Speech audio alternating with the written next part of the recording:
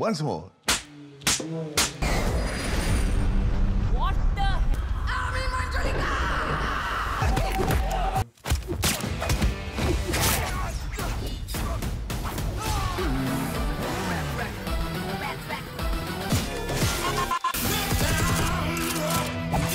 Hello guys, কেমন আছেন সবাই? তুরাগম্যান চ্যানেলের পক্ষ থেকে আপনাদের সবাইকে স্বাগতম। এর আগের ভিডিওগুলোতে আমরা বক্স অফিস কাঁপানো মুভি নিয়ে আলোচনা করছি। সো আজকের ভিডিওতে আমরা কথা বলবো 2024 সালে আমাদের পার্শ্ববর্তী দেশ ইন্ডিয়ার বক্স অফিসে সর্বোচ্চ আয় করা 10টা মুভি নিয়ে। গত কয়েক বছর বলিউডের জন্য খুবই খারাপ একটা সময় ছিল। বলতে পারেন ইন্ডিয়ার মুভি ইন্ডাস্ট্রির প্রাণকেন্দ্র বলিউডকে টেক্কা দিয়ে সাউথের মুভি ইন্ডাস্ট্রি অনেক এগিয়ে গেছে। তবে 2024 সালটা মুভি লাভারদের জন্য একটা অসাধারণ সময় ছিল। এই বছরই কিছু মুভি রেকর্ড ব্রেকিং পারফরমেন্স দেয়, আবার একই সাথে কিছু মুভি সুপার ফ্লপ হয়। একই সাথে এই বছর ইন্ডিয়াতে কিছু নিউ জেনারের মুভি আসে, যা একজন সাধারণ দর্শক হিসেবে আনএক্সপেক্টেড।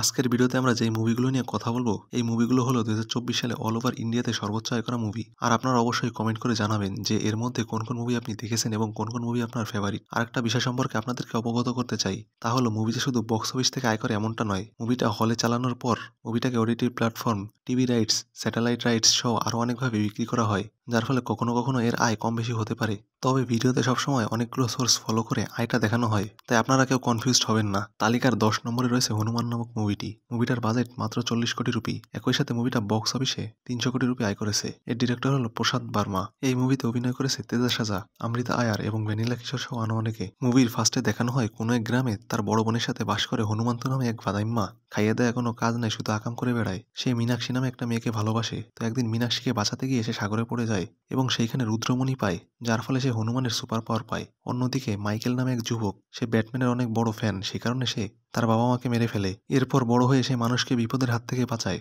একই সাথে তার ব্যাটম্যান মুভির মতো অনেক গ্যাজেট রয়েছে। এরপর সে কোনোভাবে রুদ্রামণির খবর জানতে পারে। তারপর সে হনুমন্তর গ্রামে এসে রুদ্রামণি নিতে।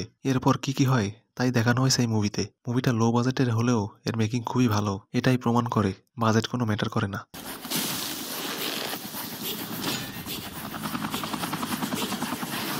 তালিকার 9 নম্বরে রয়েছে আমারান নামক মুভিটি। মুভিটার বাজেট হলো 100 কোটি রুপি। মুভিটা বক্স অফিসে 330 কোটি রুপি আয় করেছে। মুভিটার ডিরেক্টর হলো রাজকুমার পারিয়াস্বামী। মুভিটাতে অভিনয় করেছে শিবা কার্তিকেয়া, সাই পল্লবী এবং রাহুল বোস। এই মুভিটা ইন্ডিয়া পাকিস্তান কনসেপ্টের উপর নির্মিত, তবে পার্থক্য হলো এটা রিয়েল স্টোরি বেসড। মুভির কাহিনী মূলত মেজর মুকুন্দকে নিয়ে, তার কলেজ লাইফে ইন্দুকে পড়ানো, এরপর ফ্যামিলি ড্রামা এবং একই সাথে তার সেনাবাহিনীতে চান্স পাওয়াকে দেখানো হয়েছে। এরই মাধ্যমে তার ক্যারেক্টার এবং পার্সোনালিটিকে পরিচয় করানো হয় দর্শকদের কাছে। এরপর দেখা যায় কাশ্মীরে একটা টেরোরিস্ট গ্রুপ বিভিন্ন সময় বিভিন্নভাবে সৈন্যদের উপর আক্রমণ করছে, আর একইভাবে সৈন্যরাও তাদের ধরার চেষ্টা করছে, কিন্তু তারা পাবলিককে ঢাল বানিয়ে বেঁচে যাচ্ছে। মুকুন্দ কি করে কাশ্মীরের লোকজনকে বাঁচায় এবং বাঁচাতে গিয়ে কতটা সাহসিকতার সাথে লড়াই করে সে শহীদ হয়, তাই দেখানো হয়েছে এই মুভিতে।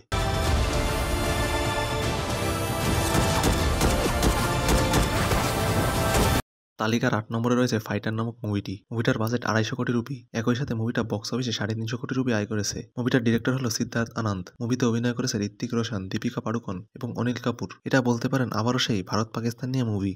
মুভির ফার্স্টে দেখানো হয় আজহার আক্তার নামে একজন টেরোরিস্ট, এর নেতৃত্বে তার গ্রুপ কাশ্মীরের সৈন্যদের উপর আক্রমণ করে। এরপর শ্রীনগর এয়ারবেসে এয়ার ড্রাগন নামে একটা স্কিল্ড পাইলট টিম পাকিস্তানে ঢুকে টেরোরিস্টদের বেজে আক্রমণ করে। তখন ওই টিমের 2 জন পাকিস্তানিদের কাছে ধরা খায়। একই সাথে নতুন এক ভিলেনের আগমন ঘটে। তো অনেক কাহিনী করার পর কি করে ওই নতুন ভিলেনকে হারানো হয় তাই দেখানো হয়েছে এই মুভিতে। 2023 সালে পাঠান মুভি মুক্তির পর সিদ্ধার্থ আনন্দের কাছে দর্শকদের এক্সপেকটেশন অনেক বেশি ছিল, বাট মুভিটা এক্সপেকটেশন অনুযায়ী হয়নি।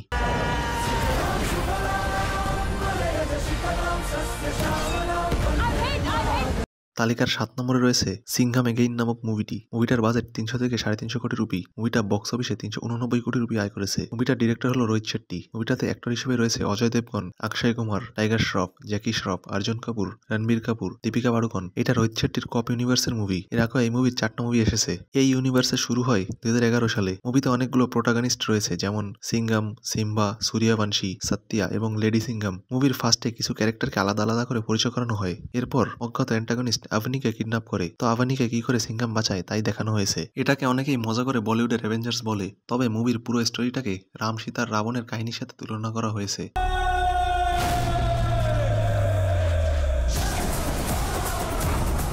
তালিকার 6 নম্বরে রয়েছে বুলবুলাইয়া 3 নামক মুভিটি। মুভিটার বাজেট 150 কোটি রুপি। একই সাথে মুভিটা বক্স অফিসে প্রায় 400 কোটি রুপি আয় করেছে। মুভিটার ডিরেক্টর হলো আনিস বাসমি। মুভিতে অভিনয় করেছে কার্তিক আরিয়ান, তৃপ্তি ডিমরি, বিদ্যা বালান এবং মাধুরী দীক্ষিত। মুভির প্রথমেই দেখানো হয় রূপ বাবাকে যে আগে থেকেই বড় একজন ফ্রড। তাকে আমাদের তৃপ্তি আপু ব্ল্যাকমেল করে তাদের গ্রামে নিয়ে আসে। তারা মেইনলি রাজপরিবারের, আর আমাদের রু বাবা হলো সেই রাজ্যের একমাত্র রাজপুত্র। রাজপরিবার ধীরে ধীরে তাদের আগের অবস্থানে ফিরে আসতে শুরু করে রু বাবাকে গ্রামে নেওয়ার পরে। এর আগের মুভির মতো এই মুভিতেও ছোটা পণ্ডিত এবং বড় পণ্ডিত ঝামেলা পাকায়, এরপর বন্ধ ঘর থেকে আত্মা বের করে দেয়। একই সাথে আগের মুভির মতো সেই যমজ বোন আঞ্জু এবং মঞ্জুর কাহিনী, বাট এই মুভির কাহিনীটা সম্পূর্ণটাই আলাদা। মুভি দেখার সময় আপনি খুঁজে পাবেন না এখানে আসল ভূতকে, তো মুভিতে টুইস্ট রয়েছে। সম্পূর্ণ কাহিনী জানার জন্য সম্পূর্ণ মুভি আপনাকে দেখতে হবে।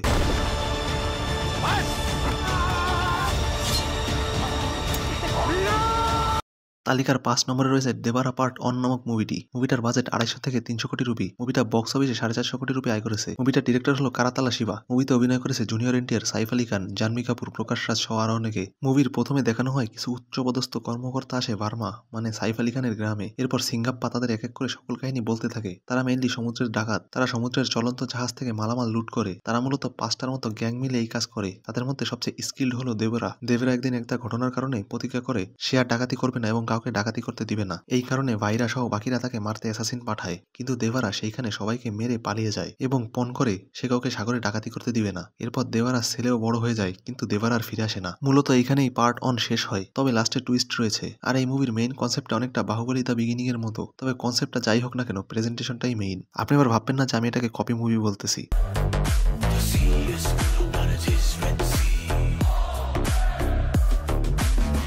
তালিকার 4 নম্বরে রয়েছে the greatest of all time নামক মুভিটি। মুভিটার বাজেট 350 থেকে 400 কোটি রুপি। মুভিটা বক্স অফিসে 460 কোটি রুপি আয় করেছে। এর ডিরেক্টর হলো ভেঙ্কট প্রভু। মুভিতে অভিনয় করেছে থালাপতি বিজয়, প্রভুদেবা, মোহন, জয়রাম সহ আরো অনেকে। এটা একটা স্পাই থ্রিলার মুভি। মুভির প্রথমে দেখানো হয় কেনিয়াতে ওমর নামে একজন টেররিস্টের কাছ থেকে মুভির হিরো গান্ধী ইউরেনিয়াম চুরি করার সময় ওমরের ফুল ফ্যামিলি মারা যায়, কিন্তু ওমর কোনোভাবে বেঁচে যায়। পরবর্তীতে গান্ধী তার ফ্যামিলিকে নিয়ে ব্যাংককে গেলে তার ছেলে জিভা হারিয়ে যায়। এরপর বর্তমানে গান্ধী একটা কাজে রাশিয়া যায়। এরপর হঠাৎ সেইখানে জীবানের সাথে তার দেখা হয়। এরপর গান্ধীয়া জীবানকে নিয়ে বাসায় চলে আসে, কিন্তু জীবান এক এক করে এজেন্সির সব লোকদেরকে মারতে থাকে। তো মুভিতে হিরো বিজয় এবং ভিলেনও বিজয়, তো কি করে নিজেই নিজেকে হারায় সেটাই দেখানো হয়েছে।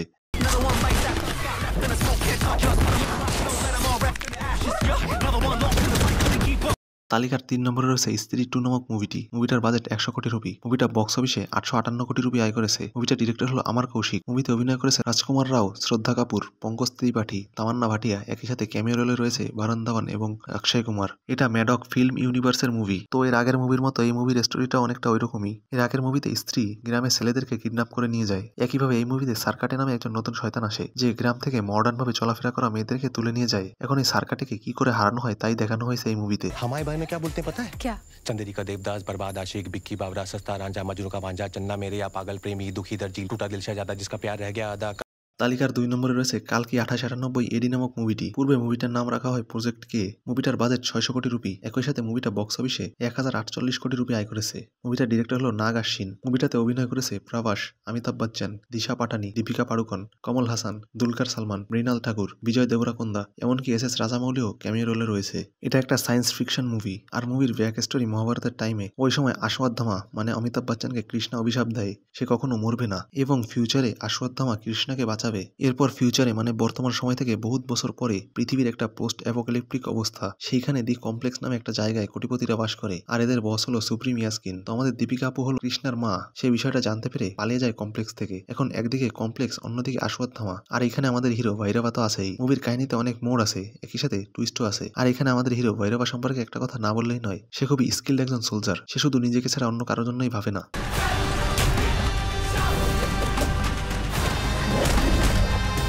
সর্বশেষ তালিকার 1 নম্বরে রয়েছে পুষ্পা 2 নামক মুভিটি। মুভিটার বাজেট হলো 550 কোটি রুপি। মুভিটা বক্স অফিসে 1800 কোটি রুপি আয় করেছে। তবে এখনো কিছু কিছু হলে মুভিটা চলছে। তো দেখা যাক সর্বশেষ মুভিটার আয় কোথায় গিয়ে থামে। পুষ্পার ফার্স্ট পার্টের কাহিনী কন্টিনিউ করে সেকেন্ড পার্টে দেখানো হয় পুষ্পা এখন সিন্ডিকেটের বস। সে শ্রীবাল্লিকে বিয়ে করেছে। অন্যদিকে শেখাওয়াত স্যার যে কোনোভাবে পুষ্পাকে হারানোর চেষ্টা করছে, তাই সে মঙ্গল শ্রীনুর সাথে হাত মিলায়। এরপর পুষ্পা পানির মতো টাকা উড়িয়ে ভূমিরের দিকে এমপি থেকে সিএম বানায়। একই সাথে তার কিছু ফ্যামিলি ইস্যু দেখানো হয়। সে তার ভাতিজিকে কিডন্যাপারদের হাত থেকে বাঁচায়। সর্বশেষ সে তার ফ্যামিলির মন জয় করে নেয়। কিন্তু যারা ভাবছিলেন পুষ্পা মুভি এখানেই শেষ, শুধুমাত্র তাদের জন্য।